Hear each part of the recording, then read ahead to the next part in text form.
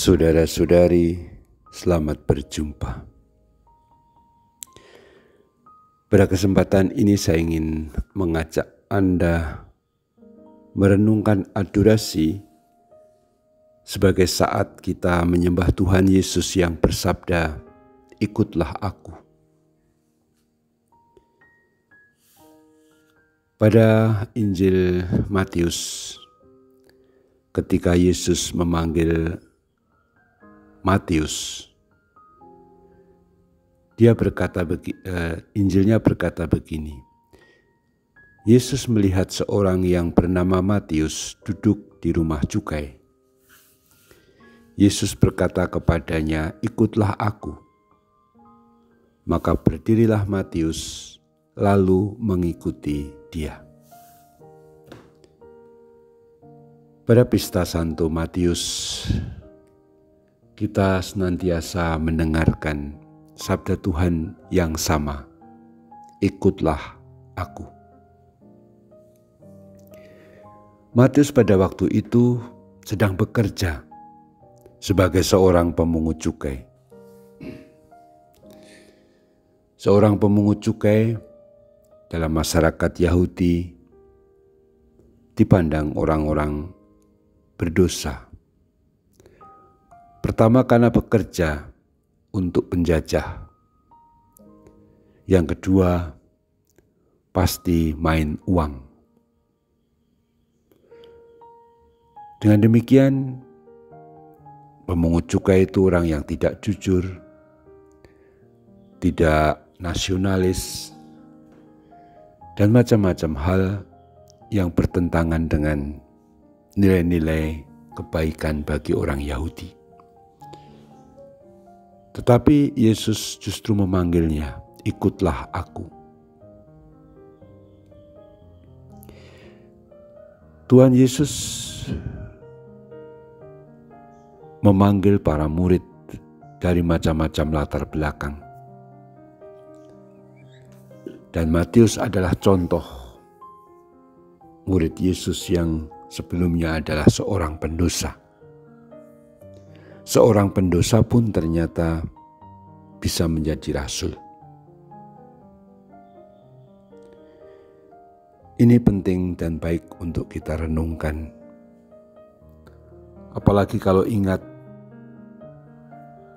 Paus Fransiskus itu juga memiliki moto yang diambil dari khotbah Santo Beda yang mengomentari panggilan Matius dengan berkata, sambil memandangnya dengan penuh belas kasihan, Yesus memanggil Matius. Jadi panggilan Matius sebagai pendosa yang kemudian dipanggil menjadi murid Tuhan, menjadi rasul bahkan, melulu karena belas kasihan Tuhan. Maka belas kasih inilah menjadi alasan yang paling pokok mengapa para murid dipanggil, termasuk kita. Kebanyakan dari kita barangkali merenungkan atau berpikir kita ini orang baik-baik saja. Apalagi rajin adorasi, barangkali lalu merasa suci. Tidak juga. Kita mesti melihat juga kita ini seperti Matius pula. Orang yang punya dosa. Memang dosanya tidak barangkali bukan seperti Matius sebagai pemungut cukai. Tapi kita akui kita ini bukan orang yang serba suci. Berapa kali kita ini melakukan dosa-dosa dalam hati, pikiran yang tidak baik, mungkin pikiran kotor, mungkin pikiran menghina orang dalam hati, mungkin juga pikiran merendahkan orang lain, atau ngomongin yang tidak baik tentang sesama kita, saudara kita, orang-orang yang kita kenal, dengan teman kita. Macam-macam hal yang sifatnya merusak, sifatnya memecah belah, dan itu tentu saja adalah dosa.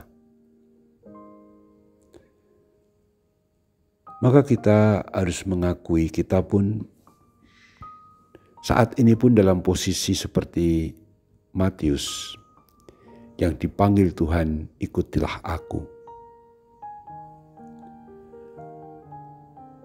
Marilah di dalam adorasi sekarang ini kita membiarkan suara Tuhan bergema di hati kita.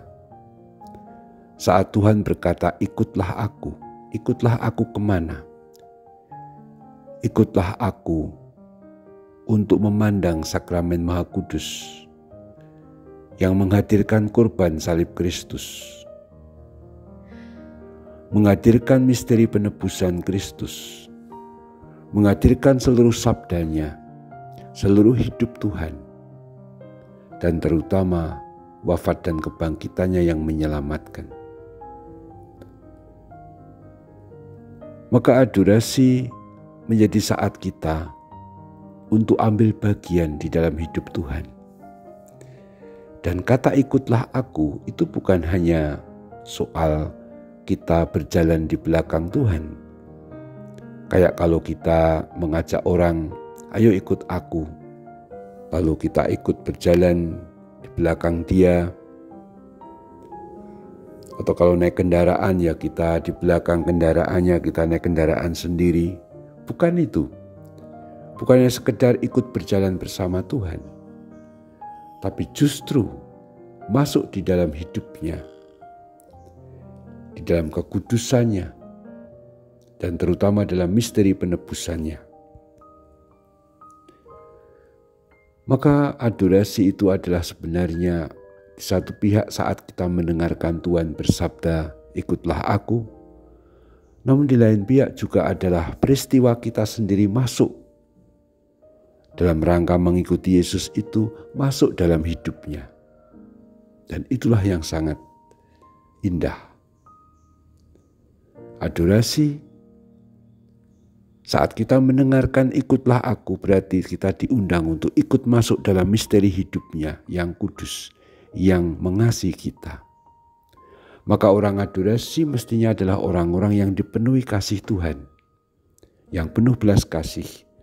Meskipun kita orang berdosa, dia mengajak kita yang berdosa ini masuk dalam hidupnya, hatinya yang kudus dan menyelamatkan kita. Oleh karena marilah kita lanjutkan adorasi kita sambil berdoa, terpujilah Tuhan kita Yesus Kristus untuk selama-lamanya.